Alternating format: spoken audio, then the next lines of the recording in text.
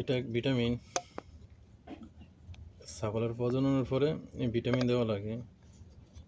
এটা vitamin A.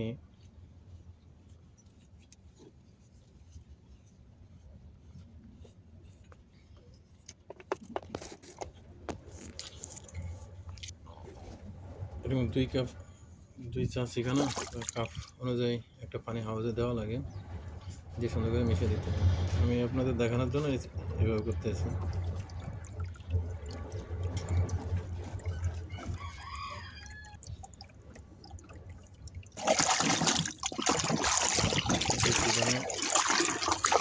পানি house বা হাউজের ভিতরে দিয়ে সুন্দর করে মিশিয়ে দিতে হয়। সকাল থেকে বিকালের ভিতরে যদি হালকা পাতলা থাকে তাহলে পালিয়ে দিতে হবে, আর শেষ হয়ে গেল তো শেষ।